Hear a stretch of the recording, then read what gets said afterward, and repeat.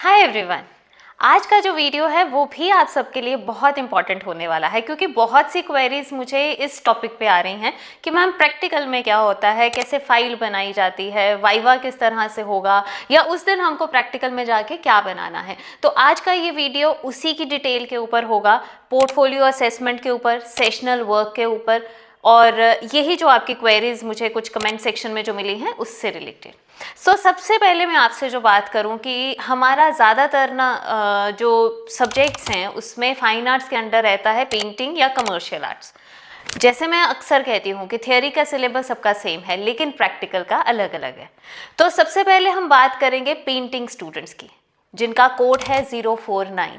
तो सबसे पहले आप ये समझें कि आपका 70 मार्क्स का प्रैक्टिकल है, तो मार्किंग आपका डिवीजन किस तरह से है। 25 मार्क्स का आपका रहेगा स्टिल लाइफ का पेपर, 25 मार्क्स का रहेगा आपका नेचर स्टडी का पेपर, और 20 मार्क्स की आपके रहने वाली है फाइल, जो पोर्टफोलियो असेसमेंट जिसे हम कहते हैं। 25 मार्क्स में जब स्टिल लाइफ आपको बनाना है तो वो ऑन द स्पॉट आपको बनाना होगा हाफ साइज शीट पे और ऑयल पेस्टल्स के साथ। जो सेकंड पेपर आपका रहेगा, जिसे हम नेचर स्टडी या लैंडस्केप भी कह सकते हैं, लाइफ या नेचर से रिलेटेड कोई भी सीन आपको आ सकता है। जनरली वो नेचर स्टडी एग्जामिनर आपको देता है क्योंकि वो इजी रहता है। वो भी आपको या वाटर कलर मीडियम या फिर पोस्टर कलर मीडियम में आपको हाफ साइज शीट पे बना के जाना है, ठीक है। वो भी आपका 25 मार्क्स का रहेगा, और टोटल इस पेपर को कंप्लीट करने के लिए आपको मिलेंगे 6 आवर्स। बट 6 आवर्स को यूं मत समझिएगा कि हमको 3 घंटे एक पेपर पे मिल गए और 3 घंटे एक पेपर पे मिल गए। बहुत सी फॉर्मेलिटीज़ होती हैं सीबीएसई के एग्ज़ाम की। आपकी अटेंडेंस शीट्स जानी होती हैं, आपकी फ़ोटोग्राफ्स जानी होती हैं, आपका वाइवा होगा। करीबन आप ये सोच के चले कि हमें 2 से ढाई घंटे के बीच में एक शीट बनाना है। बीच में आपका ब्रेक भी रहता है, ग्रुप ए ग्रुप बी, इस तरह से आपका जो भी जिस तरह से आपका स्कूल डिज़ाइन करेगा उस पेपर को, तो उसी तरह से होगा आपका।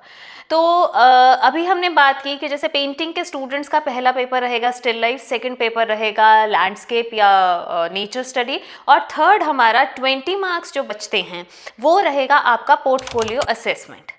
और इसी तरह अगर हम कमर्शियल आर्ट की बात करें तो कमर्शियल आर्ट में आपका फर्स्ट जो आपको शीट्स लगानी है फाइल में भी, और जो आपका पेपर भी होगा वो इलास्ट्रेशन के ऊपर रहेगा, और सेकंड जो आपका पेपर होगा वो पोस्टर के ऊपर होगा, और 20 मार्क्स की आपकी फाइल। इलास्ट्रेशंस अगर आपको ब्लैक एंड वाइट या अगेन लाइफ और सराउंडिंग्स में से रिलेटेड आपको इलास्ट्रेशंस बनानी है, जिस भी मीडियम में आपका स्कूल करवा रहा है, चाहे वो रोटरिंग पेन्स में कर रहे हैं, इंक्स में कर रहे हैं, जिस भी तरह से कर रहे हैं वो आपको करना है। और जो दूसरा मेजर पेपर है वो है आपका पोस्टर मेकिंग। तो पोस्टर मेकिंग में स्लोगन होना चाहिए आपका, जिस टॉपिक पे कुछ सोशल रहेंगे, कुछ एडवर्टीजमेंट से रिलेटेड रहेंगे या प्रोडक्ट रिलेटेड रहेंगे, इस तरह से आपके स्कूल ने कुछ डिज़ाइन करके आपको थीम्स दिए होंगे। उसके अकॉर्डिंग आपको वो सब भी करके जाना है। नेक्स्ट इस पे रहेगी चीज़ कि पोस्टर में जो एक चीज़ का आपको ध्यान रखना है ना कि 4 कलर से ज़्यादा रंग ना हो तो बेटर है। अदरवाइज क्लास 12th में ऐसा कोई पॉइंट आउट तो नहीं करता है आपको, बट जितना भी कमर्शियल हम काम करते हैं या पोस्टर या लेआउट या फ्लायर्स बनाते हैं, तो जितना मिनिमम रंग हम यूज़ करें उतना उसकी खूबसूरती निकल के आती है। तो उस लिहाज से भी अगर आप चाहें तो आप 4 कलर्स में ही उस कॉम्पोजिशन को करें। हालांकि आपके जो सिलेबस है करिकुलम सीबीएसई से, उसमें लिखा गया है 3 to 4 कलर्स या 2 to 3 कलर्स। तो 2 to 3 में तो आप अभी छोटे हैं, सम अप नहीं कर पाएंगे, पोस्टर डिजाइन नहीं कर पाएंगे, तो minimum 4 colour black and white neutral colours रहते हैं, तो उनका आप यूज कर सकते हैं। तो कुछ शीट्स भी आपको एंड में मैं डिस्प्ले करवा दूंगी, या बीच में साथ में ही आप स्क्रीन पे देख सकते हैं कि क्या पोस्टर्स रहते हैं, या किसको हम इलास्ट्रेशंस कहते हैं, या किस चीज़ को हम लैंडस्केप कहते हैं। तो वो भी आपको एक पिक्चर से क्लियर हो जाएगा कि आपको क्या बनाना है। अब आते हैं हम मेजर बात की तरफ कि पोर्टफोलियो असेसमेंट, जो बहुत टेंशन है आप लोगों को, फाइल कैसे बनेगी, फाइल में क्या क्या रखना है, नंबर ऑफ शीट्स कितना होना चाहिए, प्रैक्टिकल का लेवल क्या होता है, एग्जामिनर हमें किस तरह से सवाल पूछता है। वो सब क्वेरीज के लिए सबसे पहले समझें कि पोर्टफोलियो असेसमेंट होता क्या है। पोर्टफोलियो असेसमेंट का मतलब है कि जो एग्जामिनर उस दिन आपका पेपर लेने आ रहा है उसको तो नहीं पता कि आपने सारा साल क्या करा है, तो जो सारे साल की आपकी प्रोग्रेस है as a student, as an artist, as a creative student, तो वो उनके आगे आपने फाइल के रूप में रखना होता है। अगर हम सीबीएसई के सिलेबस पढ़ें तो 16 शीट्स इस पर ही सीबीएसई ने आपको कहा है बनाने को, जिसमें हम स्टिल लाइफ्स भी लेंगे, जिसमें हम कॉम्पोजिशंस भी लेंगे, जिसमें हम नेचर स्टडी भी करेंगे, जिसमें आप फोक आर्ट भी इंक्लूड होगा और जिसमें आपका एक पर्सनल स्टाइल का जो भी आपका स्टाइल ऑफ वर्क है उस पर भी आप एक शीट बना सकते हैं।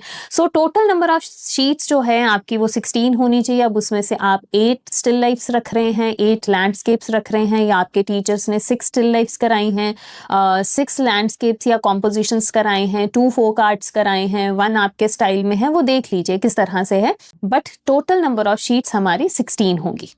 और उसके साथ साथ आपका साथ में रहेगा कि जो एक कैनवस के ऊपर या फिर एक शीट के ऊपर फ्रेम्ड वर्क आप करके लगा सकते हैं। और वो सब्जेक्ट जो सीबीएसई देती है लास्ट फ्यू ईयर से उसने ये सेट ही कर दिया है, folk art of India. Any folk art of India पे आप एक पेंटिंग आपको बनानी है। कुछ स्कूल्स वो कैनवस पे कराते हैं, कुछ स्कूल्स वो पेपर पे कराते हैं। सो अगेन इट डिपेंड्स कि आपका स्कूल किस तरह से आपको इंस्ट्रक्शंस दे रहा है, तो वहाँ से आपको वो पेंटिंग्स बनानी है। सो साइज़ इस तरह से कोई भी एज सच प्रिस्क्राइब्ड नहीं है सीबीएसई का। आप पेंटिंग किसी भी साइज़ की बना सकते हैं, बहुत बड़ी ना हो क्योंकि उतना ही वो टाइम लेगी, और बहुत छोटी भी ना हो। सो जिस तरह से अगर हमारी क्लास 100 स्टूडेंट्स की है, 50 स्टूडेंट्स की है, 200 स्टूडेंट्स की है, तो जितना भी स्ट्रेंथ है उसमें से हमको शाइन आउट करना है, तो आप अपनी सराउंडिंग्स के हिसाब से देख लें। सो फोक आर्ट कोई भी ले सकते हैं, वर्ली का पेंटिंग ले सकते हैं, आप पट्टचित्र ले सकते हैं, आप मधुबनी ले सकते हैं, तो जो भी आप गोंद आर्ट ले सकते हैं, जो भी जिसका जो बच्चे का लेवल है। अगर आपको नहीं इतना लाइन्स में क्लैरिटी है, कलर्स उतना अच्छे से नहीं भर पा रहे हैं, तो सिंप्लीफाइड चीज़ें ले लें, मधुबनी ले लें, आप गोंद आर्ट ले लें, वो बहुत सिंपल पेंटिंग्स होती हैं, उनको आप एक रख के जा सकते हैं। सो फाइल आपकी इस तरह से रहेगी फॉर पेंटिंग स्टूडेंट्स। अब आते हैं हम कमर्शियल आर्ट के स्टूडेंट्स पर। सो कमर्शियल आर्ट की जो फाइल रहेगी उसमें आपके अगेन सीबीएसई हैज़ प्रिस्क्राइब्ड कि आपकी मिनिमम 2 सिलेक्टेड पोस्टर्स होना चाहिए, 4 आपका इलास्ट्रेशंस होना चाहिए। तो अगेन वही बात आ जाती है, मिनिमम मैं ये कहूँगी 5 तो रखें ही रखें, पोस्टर्स भी 5 to 7, या देख लें जो आपका स्कूल कहता है 5 रख लें, क्योंकि साइंस स्टूडेंट्स के लिए इतना सिलेबस कोप अप करना मुश्किल हो जाता है, तो वो सबको ही पता होता है। तो साइंस स्टूडेंट्स उस चीज़ में घबराएं ना, जो सिनेरियो चल रहा है वो ऑल ओवर इंडिया ही चल रहा है। जो भी एग्जामिनर आएंगे आपके रीजन के आसपास से ही मोस्टली आते हैं, तो उनको भी पता होता है कि किस तरह से पढ़ाई चल रही है या किस तरह से जो भी सिस्टम है हमारे। तो आपको again I am telling you 5 sheets आप पोस्टर्स के रख लें, 5 शीट्स आप इलास्ट्रेशंस का रख लें, और अगेन आपके जो लिखा गया है उसमें 2 फोक आर्ट पेंटिंग्स है।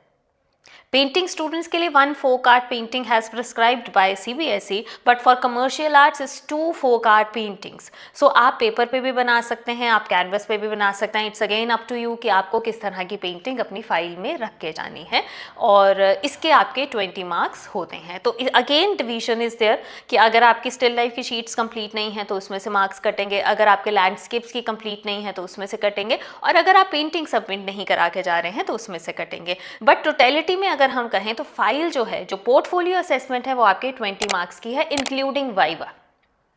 अब वाइवा में जो हमारा क्लास 12th का लेवल है एंड सीबीएसई बोर्ड का लेवल है, उसमें हमसे बहुत जनरल क्वेश्चंस पूछे जाते हैं। ऐसा कोई नहीं आपसे पूछेगा कि जैसे हम नॉर्मल पोर्टफोलियो असेसमेंट्स में देखते हैं, क्योंकि आप में से कुछ बच्चों ने आगे डिज़ाइन कॉलेजेस में जाना है, उनकी इंटरव्यूज़ देनी होंगी, तो वहाँ पर कुछ अलग तरह के क्वेश्चंस पूछे जाते हैं। वहाँ पर आपको पेंटिंग से रिलेटेड ज़्यादा पूछा जाएगा कि ये पेंटिंग क्यों रखा है, कहाँ से इंस्पायर्ड थे आप, और किस आर्टिस्ट की पेंटिंग है। बट इस तरह के क्वेश्चन क्लास 12th में नहीं पूछे जाते, मतलब क्लासरूम में सीबीएसई बोर्ड के वाइवा में नहीं होंगे। जनरल अगर आप डिज़ाइन स्टूडेंट्स हैं या डिज़ाइन एस्पिरेंट हैं और कहीं दूसरे कॉलेजेस के लिए अप्लाई कर रहे हैं, तो इस तरह के क्वेश्चंस पूछे जा सकते हैं आपको पोर्टफोलियो में से।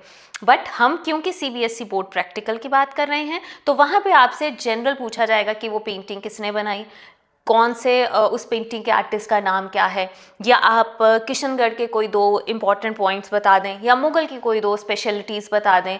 तो इस तरह से जनरल क्वेश्चंस आपसे पूछे जा सकते हैं। अब बात करते हैं कि जिस तरह से आपका, या जो बुक्स में अक्सर मैं कहती हूँ कि टेबल्स लर्न करके जाएं, और जितना क्वेश्चन जो MCQ पार्ट है उस तरह से ही आपका वाइवा में पूछा जाता है। हार्डली वो 2 या 3 क्वेश्चंस आपसे पर स्टूडेंट्स पूछते हैं।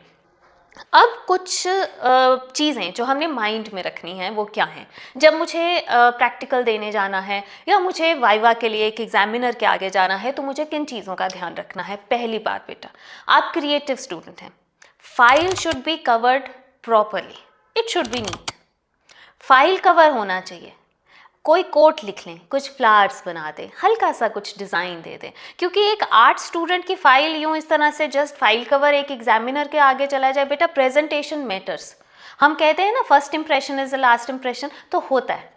उस टीचर ने आपको सारा साल नहीं पढ़ाया, सो उसके लिए हमें कुछ तैयारियां तो करनी ही पड़ती हैं जब हम पेपर देने जा रहे हैं। सो सबसे पहले फाइल कवर आपका प्रॉपर बना हो, रोल नंबर लिखा होना चाहिए, सब्जेक्ट लिखा होना चाहिए, आपका नाम लिखा होना चाहिए। दूसरी चीज़, जब हम वो पोर्टफोलियो खोलते हैं, हम फाइल एक एग्जामिनर के आगे दे रहे हैं अपनी, the sheets should be arranged properly. ऐसा नहीं है एक स्टिल लाइफ है, एक वाटर कलर है, या एक इलस्ट्रेशन है, एक पोस्टर है, नो।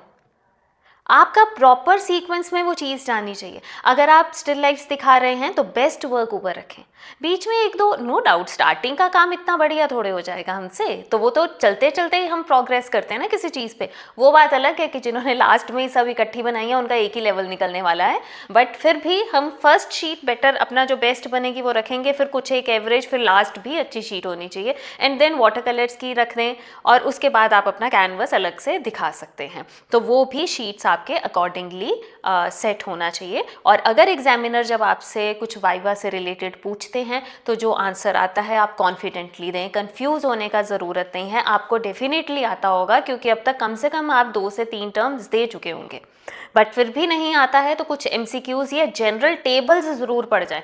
टेबल्स का मतलब है पेंटिंग का नाम, आर्टिस्ट का नाम और वो किस स्कूल को बिलोंग करती है। ये टेबल आपको प्रॉपर लर्न होना चाहिए जब आप वाइवा के लिए जा रहे हैं, और ये हमें बहुत हेल्पफुल रहेगा अपने बोर्ड एग्जाम्स के लिए भी। सो वाइवा के लिए ये ज़रूर तैयार करके जाए।